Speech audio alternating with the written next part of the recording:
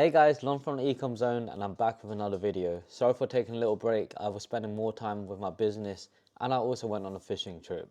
With Trump's new changes with tariffs, we basically had to change our entire business model. Before, we were heavily reliant on the US market, but now we've had to remove the US from all our Facebook ad campaigns. And as you can imagine, that's about around 40% of our sales just taken away from us like that. And that doesn't just affect our initial sales. You also have to remember, I've been running my brand for about 5 years now. And so all that data collected with US customers, all those emails collected, the lifetime value from all those customers, just gone like that. It's insane to think about it, and it's been tough. This past week has been really tough. I'm not too sure if it's just the Easter break or the end of month cycle where people are waiting to be paid, or Meta crashing and Meta updates. But Facebook ads weren't performing that great last week, but in the past 3 days, it's picked back up. And in the past few days, I've been busy revamping my website, and we're going to talk about everything in this video. So this video is mainly about how Trump's tariffs changed everything.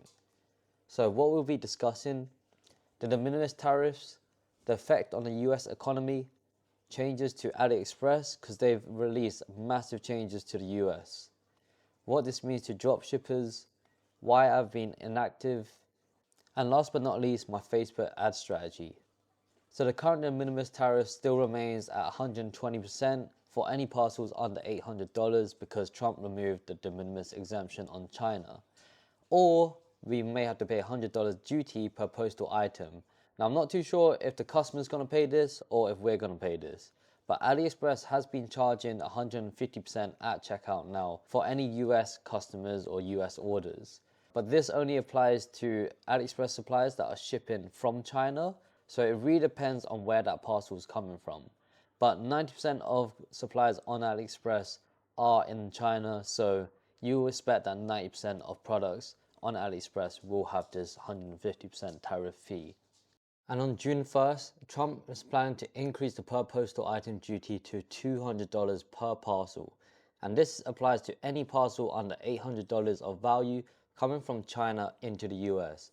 So anyone dropshipping from China to the US is going to face either a 120% fee or $100 fee or a $200 fee after June 1st. So this is something to look out for if you're still planning to dropship from China to the US. Now, if you're dropshipping from China to worldwide like Canada, UK, Australia, Europe, you do not need to worry about this. This only applies if you're dropshipping from China to the US. Now, the tariffs didn't just impact dropshippers, it's impacting a lot of people worldwide, especially farmers in the US. So US agriculture isn't nearing a trade war tariff crisis, it's in a full-blown crisis already, farmers says. And there's many articles on this, but basically farmers in the US are struggling to sell their goods because China is not importing any of their products anymore. And now the US farmers don't have anyone to sell that to, and no one can replace all the volume that China buys. That's the problem here. Next, we got reduced shipping containers to the US, and bookings for standard 20-foot shipping containers from China to the US were 45% lower than a year earlier by mid-April. That's insane, almost 50% just cut like that. And this is going to affect a lot of shipping prices and how much it costs for people to import products into the US. And you may see empty shelves soon in places like Walmart because it's simply too expensive to import products from China. And most of their products are probably coming from China. So if you don't know already, AliExpress has stopped shipping to the US. So some suppliers in China have stopped shipping to the US. So you may see something like this: sorry, this page you requested cannot be found. And this usually if your country is set to the US at the top right and you just navigate to one of the products, and the suppliers have literally just stopped shipping to the US completely. They just don't want to deal with the tariffs, the headaches that comes with it, and that's why they just stopped completely. There's also a shipping fee to the US for those suppliers that are still shipping to the US. So you can see here, this product here, £24, and the shipping is £4.04. Now you may think this is just £4, but that does cut into your profit margins, especially if your cost per acquisition is around £20, and if your break-even cost per acquisition is around £25, then that's your profit wiped out, right? Now, if you're working with bigger margins, let's say your break-even cost per acquisition was $40, but your cost per acquisition is $20, then you have a $20 leeway, right? So you can pay for that $5 shipping fee. However, it's still cutting into your profits. And this does not include the tariffs. So there's huge tariffs at checkout now on most products to the US. It really depends on where the supplier is located, but usually if the supplier is located in China, there's a huge tariff at checkout. So some products shipping to the US have additional tariffs at checkout at about 150% of the product price. It's not even the 120% that Trump proposed, it's 150. And this is probably because AliExpress wants to take some of the tariffs so that if there's any extra charges, they have enough collected. So you can see here for one of my items, it costs £12.11 and shipping fee is free, but the additional charges is £18.32.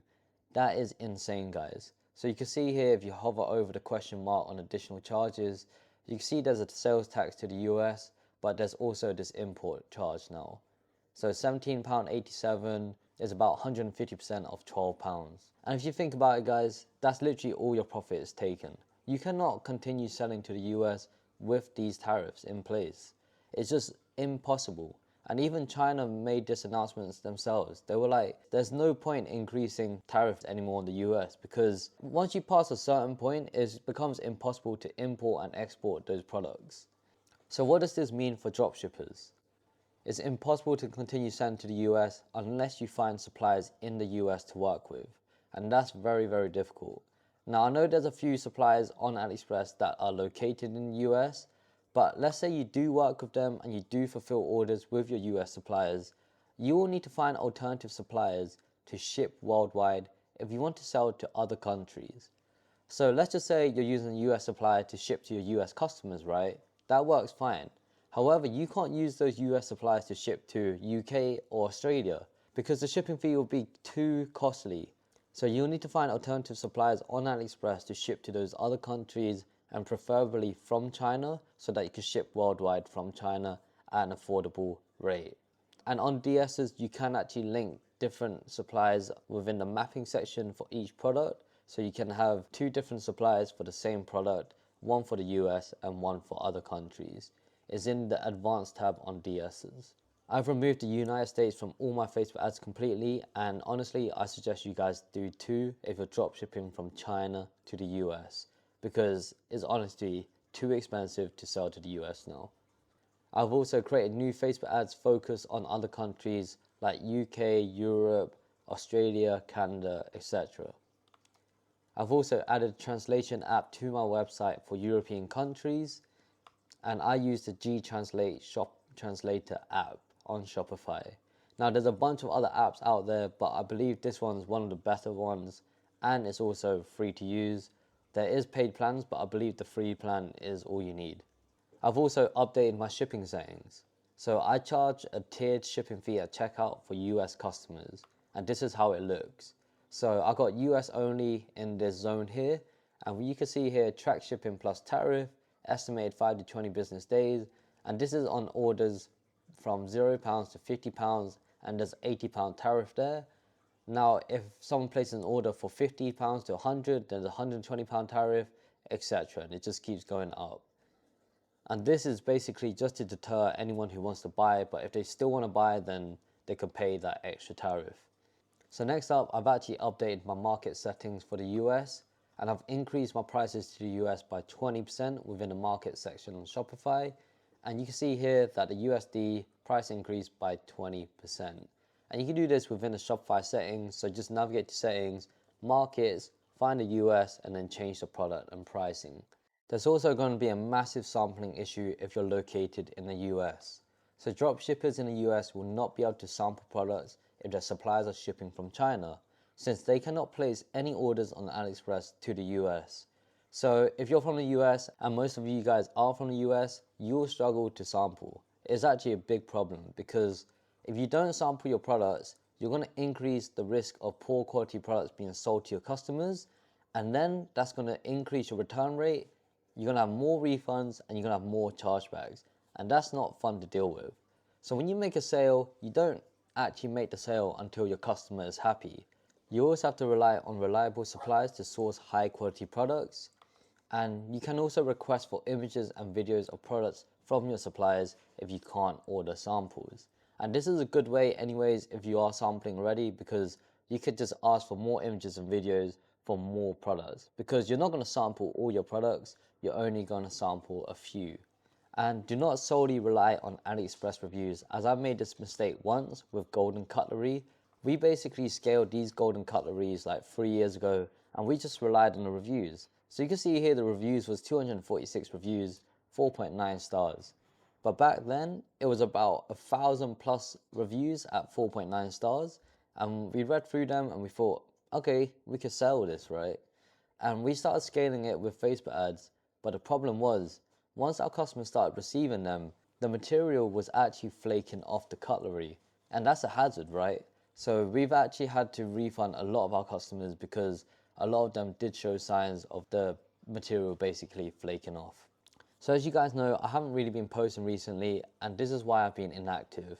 So the difference between me and other gurus is that I still run my dropshipping store, and it's my main source of income. So if my dropshipping store is struggling, I need to allocate more time on my business and prioritize my business. And that's why I just haven't had time to make videos for you guys. And that's also why I don't do challenges on YouTube, like, oh, let me see if I can make 1,000 from this new store. I just don't have time to do that.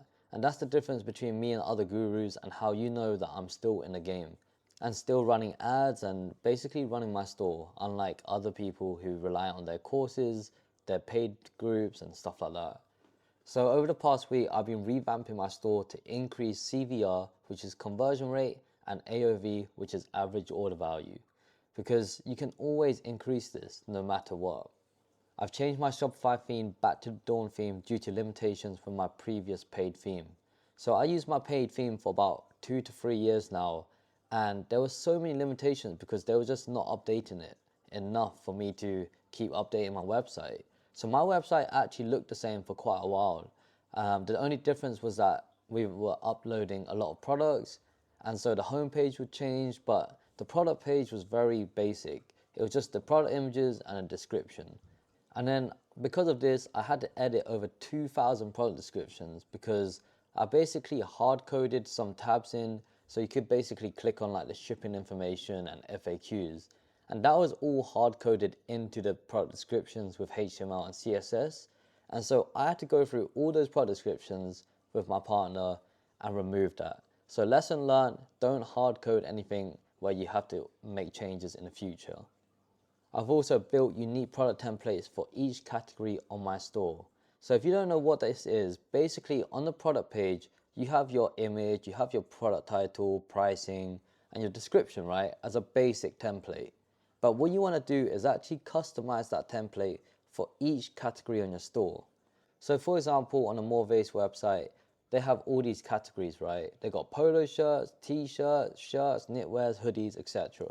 Now what you'd expect is they'll have a product template for each of these categories, so that when your customers land on your product pages, they don't just get a basic template. They actually have a lot of like different sections within the product page. And let me actually just navigate to their website so I can show you what I mean. So we're on the Morvace website here, their homepage. You can see, start with a video, wide banner, and they got featured images here. So we're just gonna go to the new in section here. We're just gonna go to this product here. And you see here, this is like the basic product template, right? You got your product image, you got the title, pricing, variant selectors, and then add to cart. Then you move down here, we got our description and shipping returns, which is something you can add. These 3 bullet points here, and then pair it with, so this is just upselling to increase average order value. You have your reviews, and then down here, this is what I'm talking about by unique product template. So this template here is specifically for this product. However, you can actually do it for a specific category. So this text here is going to be more generic to the category and not the product itself. So in the tropics, they have this text here, a bit of text here. So it's just 50-50 sections. What I mean by 50-50 is 50 of the screen is image and 50% of the other screen is text. So this is called a 50-50 section. Then they have these 3 bullet points. It's called a multi-column, I believe, on the Dawn theme sections. And then they also have the newsletter subscription. Now let's go to the other collections. So we got this t-shirt here. If we go down, okay, so you see they use this product template for their shirts as well. However, what I would actually do if I was a big company like them is change these product templates so it matches these t-shirts. Let's see their trousers. Surely they'll have different ones for trousers. So if we scroll down, yes they do. So you can see they got different images and they're still featuring that shifting sand because that's the season they're selling for. But you see it's different images and slightly different text. So what you want to do is do this for your product templates. So this can be one angle, this can be a different angle, and this is another angle. One could be like gifting, one could be what problems it solves, and just anything to do with your products. I don't know what you're selling, so it really depends. But that's basically an example of product templates. And to build a product template, you go to online store, you customize, and then you navigate to the product page, and then you create a product template. So next up, I want to talk about Facebook ad strategy because a lot of you guys have been struggling, and I was struggling too last week, but things have been looking a lot better. So I've been continuing to test new angles and messaging in new ad sets. For example, if you have a new angle or new demographics that you want to target, then you want to create a new ad set for that and add free ads inside. I've also started creating my own video ad creatives now that the sun is finally out in the UK. So what you can also do is run a large CPO campaign at $100 with winning angles. Now this really depends on your budget and your capital, your cash flow, and your ad spending limits. Some of you who are starting out, you only have like a $40 spending limit per day, so of course you're not going to set this at $100. And what you want to do is launch 10 ad sets inside this campaign, or you can even launch more. And in each ad set, you want 3 ads. So ad sets should test broad vs interest vs stacked interest. Ad sets should be grouped by angles / messaging for your products. So maybe one angle is for mums, one angle is for daughters, one angle is for fathers, another angle is for like gifting, another angle is for solving this problem, another angle is for solving that problem, etc. Ad sets can include a mix of countries, so UK, Australia, Canada, Germany, France, Spain, Italy, etc. And what you can do is sometimes include only 2 countries, sometimes include 1, sometimes includes 8, sometimes include 5. It just varies. There's no fixed rule to it. And also I do have my large ABO campaign for each product category, testing new angles, messaging and creatives. So if your AOV is around $50, then you want to aim for a cost per click of less than $1 when you're starting out. So let's just say for each click to your website it's costing you $1. That means for 100 visitors it'll cost you $100, right? So if your average order value is only $50 and it costs you $100 for 100 visitors, then you're going to need like a high conversion rate, right? Around 2 to 4% to cover that ad cost. It really depends on your profit margins. So for example, if you're selling something for $50 and you're buying it for $15, then you're making $35 profit margin per sale. That means you need about 3 sales per 100 visitors. Now, if your AOV is around $100, then you want to aim for a cost per click of less than $2. Usually, if your average order value is higher, the cost per click tends to be higher as well. This also applies to if you're running video ads. Video ads tend to be more expensive than image and carousel ads, and also depends on your industry. So the beauty industry is a very expensive industry, for example, and that's why I don't really like the beauty industry. These figures only work if your conversion rate is 2% or higher, as I explained before. You also want to increase your average order value over time, so your break-even cost per acquisition increases too. This means you get more room for errors, testing and scaling. Let's just say you're selling something for $30 and you're buying it for $10, right? And that means you only have a $20 room to run ads. Let's just say your first set of ads for like the first 6 months, your average cost per acquisition was around $18. That means you're only leaving yourself $2 room for profits. And that doesn't include fees, taxes, and everything else that you're paying for. And that's why you really want to aim for a higher break-even cost per acquisition. The higher, the better. And last but not least, I want to talk about this BOF campaign. So I created a new CBO BOF campaign and it's performing really well with this setup below. So all I've done is created 5 ad sets with many ads inside. And each ad set is different parts of the funnel. So you can see here we've got Instagram, purchases retention, cart and checkout, Facebook, and website visitors. So if you pretend a customer is going through your funnel, right? They start at the top, they don't know anything about your brand, then they see your ad on Instagram or Facebook, then they go to your website, they add to cart, they check out, they purchase. So at each stage of that funnel, you want to target them and create a new ad set. And now within these ad sets, you want to just create as many ads as you can with different messaging. So you got urgency, offers, triggers, and testimonials that you can use. I have about 10 ads in each one, and ads should call out different demographics too. So maybe you're calling out mums or pet lovers or people with this specific problem and stuff like that, right? So you want to call them out. Then you could also test different ad formats and UGC content. So if you're just running video ads for top to funnel, why not try out image ads and carousel ads for BOF campaigns? Also try out UGC video content. It's all about testing and finding out what works for you. And guys, if you're not running BOF campaigns or you're not retargeting your customers, you're leaving a lot of money on the table. I'm telling you now. Like you can see with this campaign here, we spent £61 with a 3.37 average ROAS. And this, by the way, guys, is under tracking. So it's under tracking by about 50% on my account. So if you just double this, like 12 sales, right? It's just insane. So definitely take a look at BOF campaigns. And that's the end of this video, guys. I hope you found this video informative. If you did, smash that like button, subscribe to my channel for more content, and peace.